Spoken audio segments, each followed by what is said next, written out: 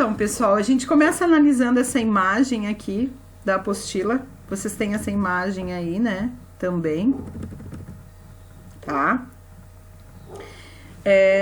E observem que parece tão realista. E o que diz ali no texto, né? Por mais realista que pareça a imagem retratada, e a gente vai falar, nosso tema de estudo da apostila é reprodução em vida, né?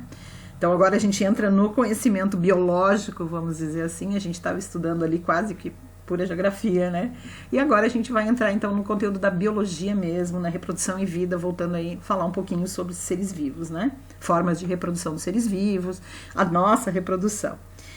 E essa imagem, por mais realista que pareça, a imagem retrata uma escultura, né? Tu olha ali, ela é uma escultura, tá? Nela observamos uma idosa com um bebê.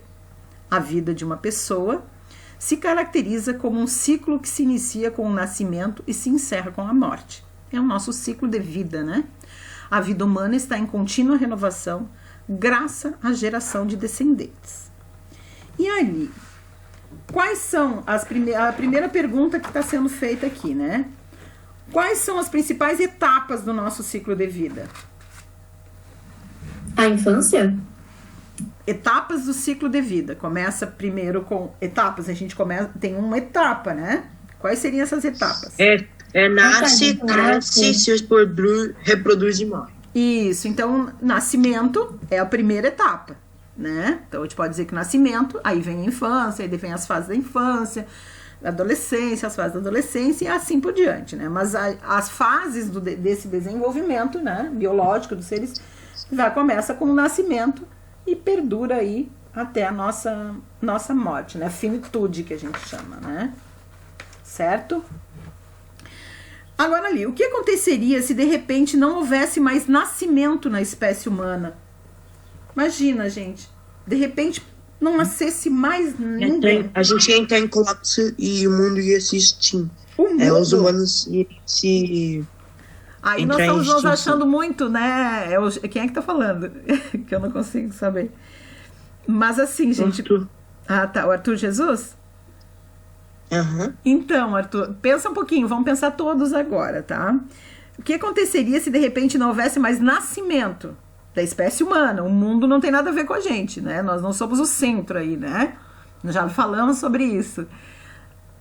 Deixaria assim, vamos fazer uma projeção para 100 anos. O que aconteceria em 100 anos, depois que não nascesse mais ninguém? A espécie humana estaria extinta. Exatamente, nós entraríamos Agora a gente ia para o espaço, a gente ia para outros planetas. Não, a gente não está falando em planeta, a gente está falando em vida aqui no nosso planeta, tá? Como ocorre a geração de descendentes em outras espécies de seres vivos?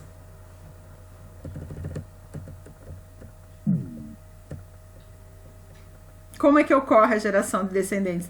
Como que aparece descendentes? Do nada? Mágica?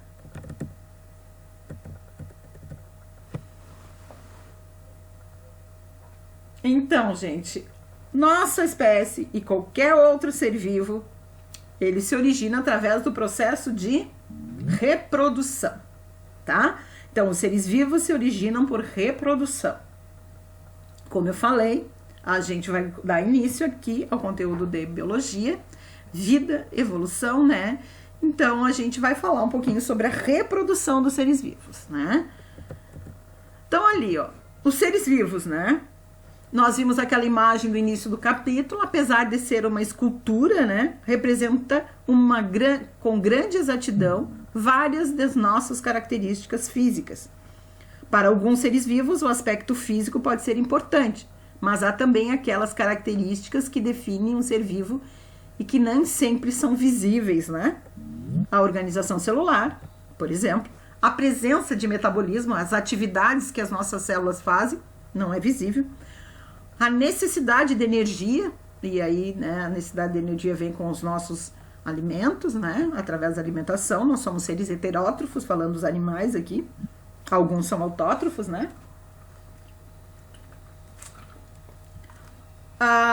Também a reação a estímulos, e essa reação a estímulos, nós reagimos ao estímulo Quando está muito frio, a gente começa a tremer para elevar a temperatura do nosso corpo e assim produzir mais calor. Quando está muito calor, nós suamos para eliminar esse líquido, né? Para evaporar, ele retira o calor do nosso corpo e a temperatura baixa. Então, nós temos, por exemplo, a gente está num ambiente muito escuro e a gente quer tentar focar ou olhar, ver alguma coisa, né? A gente dilata a pupila. Quando a gente está num ambiente muito escuro e sai num ambiente claro, a gente contrai essa pupila. Então, são reações que a gente tem aos estímulos, né? Nós apresentamos um ciclo de vida e a reprodução. Essas são características essenciais, tá? Presente nos seres vivos. Todas essas características, uma das mais importantes para a continuidade da vida é a reprodução, né? É a reprodução desses seres vivos, como a gente falou lá naquela pergunta, né? Se de repente parasse, né, de nascer, a espécie humana parasse de se reproduzir, não nascesse mais ninguém, não houvesse mais nascimento de crianças, de repente, num tempo de 100 anos ou menos ainda, né, uns 80, nós deixaríamos, a nossa espécie entraria em extinção. A nossa espécie entraria em extinção, tá? No caso, as outras espécies continuariam, a nossa entraria em extinção. E essa característica não está ligada apenas ao indivíduo, mas relacionada a um conjunto de indivíduos e a sua permanência ao longo do tempo. A conjunto de indivíduos da mesma espécie a gente chama de população. Isso é um conceito de ecologia que a gente já estudou também, tá? Então, a reprodução é a manutenção aí das formas de vida. A gente vai falar então um pouquinho sobre os tipos de reprodução. Reprodução sexuada, reprodução assexuada. Falando um pouquinho então sobre a reprodução assexuada, né? A reprodução assexuada é aquela que ocorre de apenas um indivíduo. Nesse processo, ocorre a formação de indivíduos geneticamente idênticos àquele que lhe deu origem. Não envolve, né, no caso, na reprodução assexuada, a participação dos gametas, que são as células reprodutoras masculinas e femininas, né? Então, como não há uma mistura de células reprodutoras, não há uma variabilidade genética na reprodução assexuada. Por isso, os organismos são geneticamente idênticos ao de formação, tá certo? A reprodução assexuada, no entanto, ela é muito vantajosa para as espécies, pois existe pouquíssima diversidade genética e nos indivíduos gerados são praticamente idênticos, como eu falei. Se uma variação ambiental prejudicar um indivíduo, acabará prejudicando todos os demais, né? Pois todos têm as mesmas características. Ela não é vantajosa, tá? Não é vantajosa para as espécies. Porque se qualquer problema ambiental que colocar em risco aquela espécie, vai afetar todos os outros, porque os todos são iguais, tá? Por isso, a variedade é importante, pois nós vamos ter variedade genética, variabilidade de genética na reprodução sexuada. Na assexuada a gente não tem. Então, a variabilidade genética, ela vai possibilitar maior chance de sobrevivência no ambiente, por conta das características diferentes que tem, né?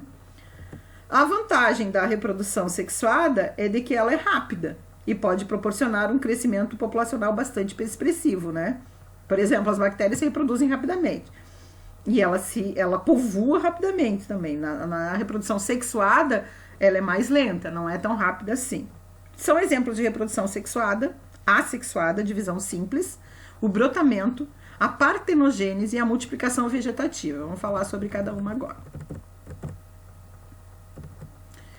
Então, falando um pouquinho sobre a divisão simples ali. Nos seres vivos, unicelulares, né? A célula faz uma cópia do seu próprio material genético e depois divide-se ao meio, dando origem a duas células praticamente iguais à célula inicial. Ou seja, de um único ser surgem outros, né? Outros dois. Também chamada de... Essa divisão ela é também chamada de cisparidade, bipartição ou fissão binária. Ou simples divisão, tá? Divisão simples. Ocorre em organismo como as bactérias, alguns fungos, protozoários, enfim. Como esses organismos são formados por uma única célula, basta que ele se divida em duas para gerar um novo indivíduo.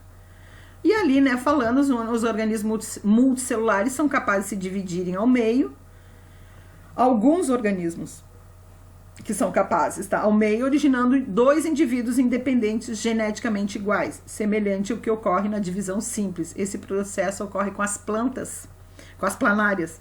E depois a gente vai ver também com as plantas, tá? Que elas fazem uma divisão. No caso, quando a gente faz por mudas, né? Pode ser por mudas, estacas também, que são o tipo de divisão aí que pode ser. Mas aí é um outro, não é divisão simples, tá? Mostrando aqui a célula de uma ameba, né? Protozoário unicelular, dividindo-se ao meio, ó. Aqui tá a célula mãe. A multiplicação, primeira coisa que acontece é a multiplicação do núcleo, ó, ele se divide o núcleo, porque é onde está o material genético dessa célula, e depois essa célula completa o seu desenvolvimento total, dando origem a outras 2 células. Essa é a divisão por simples divisão. Agora aqui, essa do brotamento. Esse brotamento aqui, em alguns animais, a reprodução assexuada ocorre por meio de formação de brotos. Esse animal aqui é a hidra, é um quinidário, né? Um animal hidrozoário aí. Ele é de água doce, ele é fixo no substrato e ele se desenvolve um broto no corpo, ó. Ele brotou, como se fosse, até já foi classificado como planta, mas não é, tá?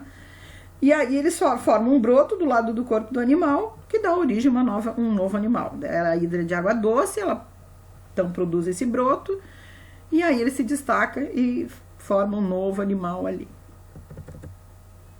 A segunda aqui, em B, é a levedura de cerveja, um fungo, né, unicelular, realizando o brotamento. Aqui tá ele, ó, fazendo os brotinhos, tá? É a levedura, né? É um fungo. Um outro tipo de reprodução é a partenogênese, tá? Também reprodução assexuada e partenos significa virgem, gênesis, nascimento.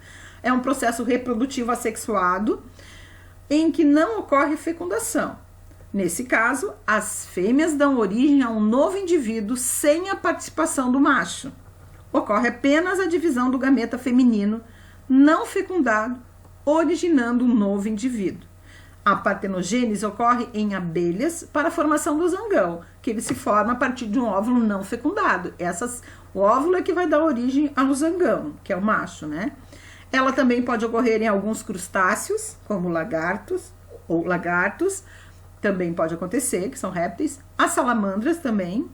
Em peixes, alguns tipos de peixes. E algumas aves também pode acontecer esse tipo de partenogênese, tá?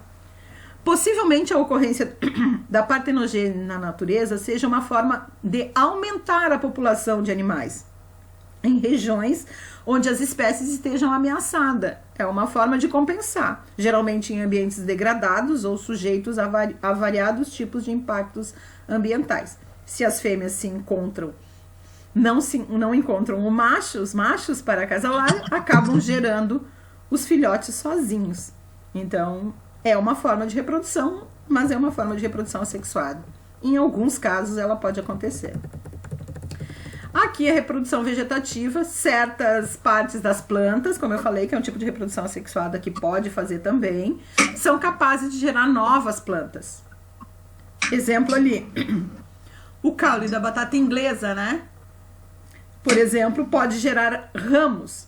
Depois, a planta toda. E ela pode gerar a partir... Algumas pessoas fazem até mudas em casas, colocam a batata inglesa dentro do copo, colocam uns palitos, né? E ela dá uma folhagem bem bonita até, né? Pessoal, o microfone... Outras plantas podem originar novas plantas a partir de brotos que surgem em suas folhas. Como eu falei, né? As mudas vocês podem fazer aí, né? Fazendo esse tipo de reprodução assexuada nos vegetais. Essa atividade que vem a seguir é para todos fazerem. E eu vou cobrar ela como atividade depois para vocês enviarem para mim, valendo nota para esse bimestre. Essa planta aqui, nós vamos fazer, na verdade, uma clonagem, né? Ó, essa atividade que vem aqui A reprodução assexuada pode ser observada em algumas espécies de plantas. Há diversas maneiras pelas quais as plantas se reproduzem de modo assexuado. Podemos, por exemplo, disso realizando um experimento. Esse experimento vocês vão precisar corte de 3 folhas de violeta bem rente à terra. Ó, vocês vão pegar ela lá. Opa, pode ver a resposta. Aqui. Então, vocês vão pegar, vão cortar. Vocês têm, normalmente todo mundo tem uma violetinha em casa. Quem não tem, a floricultura, elas são bem baratinhas, 3, 4 reais, no máximo 5 reais, não passa disso. Você vai pegar uma delas, você vai cortar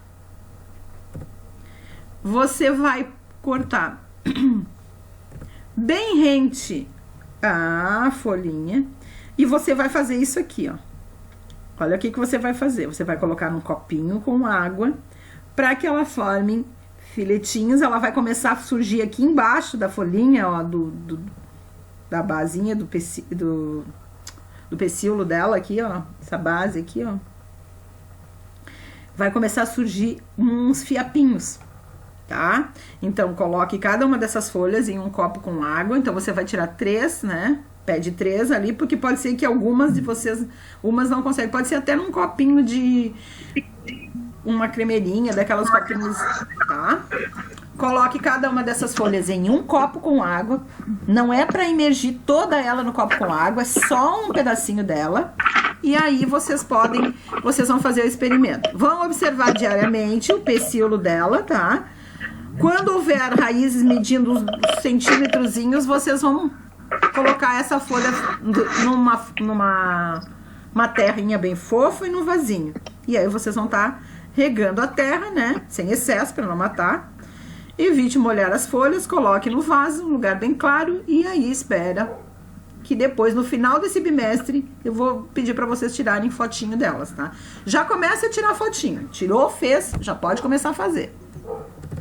Pode fazer com qualquer planta? Tem que ser com a violeta. É a mais rápida, porque qualquer planta demora mais, tá? A violeta já foi testada. As outras demoram mais, pode ser? Essa atividade, gente, vai valer como nota, tá? Então, é importante que todos façam. Todo mundo vai ter que tirar fotinho com ela, mostrando pra professora, certo? Bem bonitinhos. É um filhinho que vocês vão cuidar, tá certo? Vocês estão fazendo reprodução, tá bom? Continuando então. Eu sou novo pra ter filho. Hã? Eu sou novo pra ter filho. Não, mas plantinha nunca é demais. A gente não é muito novo para essas plantinhas, tá? Adiante, vamos falar um pouquinho sobre a reprodução sexuada. Nós falamos sobre a assexuada, que não tem a participação de gametas e que não tem variabilidade genética. Aqui na reprodução sexuada já acontece essa variabilidade genética, porque envolve a participação dos gametas. Olha os gametas, olha o espermatozoide na espécie humana e o ovócito secundário, que é o nome do popular conhecido como óvulo, tá? Então, essa célula aqui fundida, né, vão formar uma nova célula, que é a nossa primeira célula do nosso corpo, do embrião, né? Desligue os microfones. Tô ouvindo conversa aí. Na reprodução sexuada, 2 indivíduos produzem descendentes com características genéticas herdadas de ambos progenitores. Quem são os progenitores? Pai e mãe. É o tipo de reprodução mais comum entre os organismos multicelulares, como os animais. Nesse processo, há a produção de células especiais chamadas gametas, né? Células reprodutoras. Quando os gametas de indivíduos de sexos diferentes se encontram, ocorre a fecundação. Dessa forma, o material genético das 2 células se une, originando a célula ovo. Essa célula é chamada de célula ovo ou zigoto. Essa célula se desenvolve e dá origem a um indivíduo geneticamente diferente dos pais. Por que ele é diferente dos pais? Porque ele vem com uma informação genética dos nossos pais que está no núcleo do espermatozoide e ele vem com as informações genéticas que está no núcleo do ovócito, né? Por isso, formam-se um indivíduo diferente dos pais. ele pode ter características parecidas. Ah, ele parece com o pai, parece com a mãe. Aí entra a questão da genética, que vocês vão estudar o ano que vem. Porque tem características que são dominantes, por isso que ele parece mais com um ou com o outro. Mas, no geral, eles são diferentes, né, dos pais. A fecundação, falando aí sobre o desenvolvimento, a formação do novo ser, ele pode se originar por fecundação interna, e essa fecundação é encontro da célula dos gametas, né? Ou fecundação interna. Vamos falar um pouquinho sobre a fecundação externa. Externa porque ocorre fora do corpo, né? O encontro desses gametas vai ocorrer fora do corpo. Na fecundação externa, é comum a produção de um número muito elevado de ovos, e isso é muito importante, tá, gente? Normalmente, por exemplo, aqui nesse tipo de fecundação, olha aqui, dos anfíbios, né? Esse abraço aqui que o macho dá na fêmea é o chamado amplexo. Nesse abraço aqui, o que acontece? O macho, ele pressiona o abdômen da fêmea e ela libera os óvulos na água. E o macho libera os espermatozoides sobre essa massa de óvulos. E a fecundação acontece ao acaso, num ambiente aquático, geralmente num local, uma água mais parada, mais adequada, né? Por quê? Por que existe um número muito elevado de ovos? Para garantir que pelo menos algum deles chegue até a fase adulta. Porque, por exemplo, ele está no meio, ele está num ambiente externo. Um ambiente externo é um ambiente que pode ter predadores, pode ter, por exemplo, uma correnteza, pode acontecer qualquer fator e acabar com esses ovos. E aí ele não garante, então, que pelo menos um deles garante a sobrevivência, né? Pelo menos um sobreviva ali e garante a perpetuação dessa espécie, tá? Ocorre normalmente em anfíbios e a maior parte dos peixes também pode acontecer, tá? Em diversos invertebrados também. E aqui, no caso, grande parte dos anfíbios, ocorrendo ali, o amplexo, estimula-se a liberação dos gametas, como eu já falei, e ali formando os óvulos, né? Daí ele dá origem ao girino e aí começa a metamorfose ali, que são as etapas de desenvolvimento do anfíbio, né? Na água, primeira fase, depois ele ganha o ambiente terrestre, sofrendo todas as modificações aí que ele sofre no decorrer da sua vida, né? E a fecundação interna, observem ali, o macho e fêmea do pinguim se reproduzindo, o macho ali em cima dela. Nesse tipo de fecundação, a união dos gametas ocorre dentro do corpo da fêmea, como a nossa, por exemplo. Também, que nós vamos falar mais adiante, é uma fecundação interna, né? Ocorre dentro do corpo. E aí, gente, não ocorre a produção de tantos ovos, é bem menor o número. Por quê? Porque ele está lá, protegido, segurado, né? Dentro né? No caso das aves, um maior número que o nosso, mas ele fica protegido, né? Ela coloca o ovo, fica chocando, fica um tempo, enfim. Esse tipo de fecundação ocorre também em insetos, raias, né? Que são os peixes cartilaginosos, tubarões, répteis, aves e mamíferos, tá? Depois vocês entrem nesses joguinhos aqui, gente, tá? Não esqueçam de fazer dever de casa completo. E aqui nós temos a reprodução sexuada das plantas. Nós estudamos no ano passado a flor, lembram disso? As plantas também produzem gametas e reproduzem-se também de forma sexuada. Vocês lembram no passado que a gente estudou os órgãos reprodutivos dos vegetais? Então, a flor, ela guarda os órgãos reprodutivos, né? Então, nas flores, né, nós vamos encontrar a produção do grão de pólen e o óvulo também, né? Nós temos lá a parte feminina da flor, a masculina da flor, e que vai formar, depois da fecundação, a semente, né? A semente é originada a partir da união do gameta, do masculino e feminino, do grão de pólen e do óvulo, e dentro da semente vai ter o quê? O embrião. Então, uma sementinha aqui de feijão, ó, que é o que nós estamos vendo na imagem, nós temos ali dentro o embrião, que ele vai retirar os nutrientes do cotilédone, que também nós estudamos no ano passado, que são as reservas nutritivas que o embrião retira, até formar as folhinhas para poder fazer a fotossíntese. Aí ele começa a germinar, e vai dar origem à nova plantinha. Então, a planta ela pode ser reproduzida de duas formas, de forma sexuada e de forma assexuada, tá? Sexuada, no caso que a gente viu ali através de brotos, como a gente vai fazer o experimento, né? E agora nós temos um textinho para lermos aqui, falando ali sobre a divisão. Alguém gostaria de ler esse texto? Se tu quiser, eu leio, professora. Pode ler. Tá todo? Pode ser o primeiro e segundo parágrafo, depois o segundo pode ser outra pessoa. Tá bom. Como unidade fundamental da vida, a maioria das células nasce, desenvolve, se reproduz, se divide e morre, realizando um ciclo semelhante ao dos seres vivos. O processo de formação de novas células ocorre pela divisão celular. No interior de todas as células existe um material genético do organismo responsável por determinar as suas características. Nas células eucarióticas, o material genético se encontra dentro do núcleo. É formado por DNA, ácido desoxirribonucleico. Ácido desoxirribonucleico, que é a sigla do DNA. Tá. E está organizado na forma de filamentos denominados cromossomos. Cada espécie de ser vivo tem um número característico de cromossomos que deve ser o mesmo para todos os indivíduos da espécie. Tá, então vamos só parar aqui para a gente entender o que foi falado. O processo de formação de novas células no nosso organismo ocorre por divisão celular. As células se multiplicam por divisão celular, tá? A nossa célula, no interior de todas as células, vai existir um núcleo. Dentro do núcleo tem o material genético, que é o material genético nas células eucarióticas fica dentro do núcleo, né? Fica envolvido pela membrana nuclear. Nas células procarióticas, como a gente viu no passado, não tem essa organização nuclear. O material genético fica disperso, né?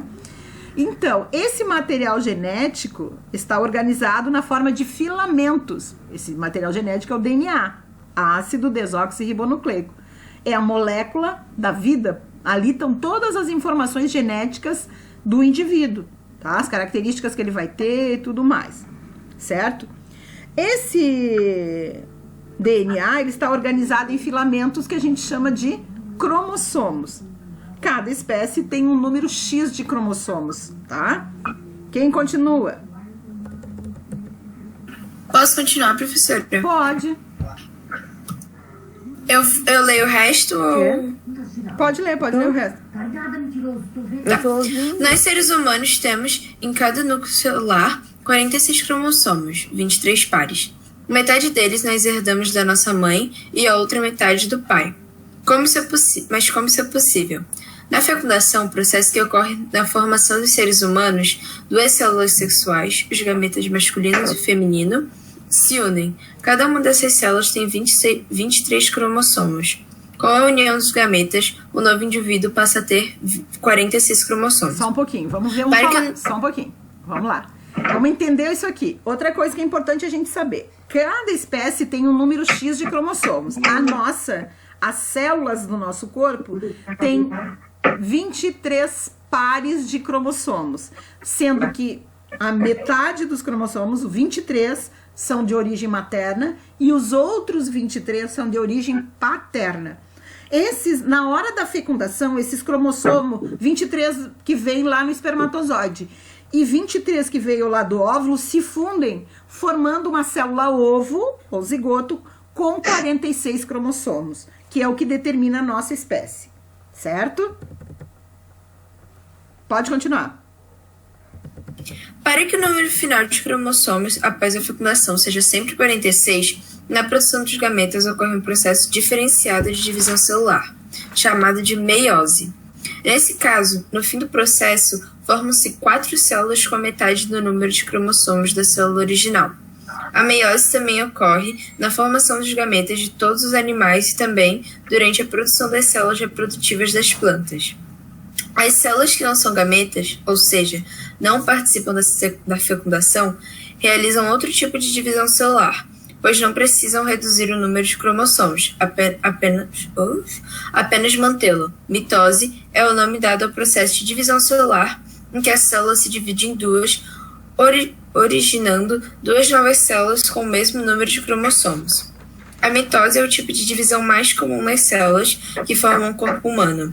Ela é importante para as células que se desgastam rapidamente e morrem, como as que formam a pele, uma vez em que possibilita o crescimento celular mais rápido. Isso, então olha só. A diferença entre esses dois processos de divisão celular aqui pra gente entender. A meiose, ela vai formar 4 células com a metade do número de cromossomos da célula original. Pessoal, fecha os microfones.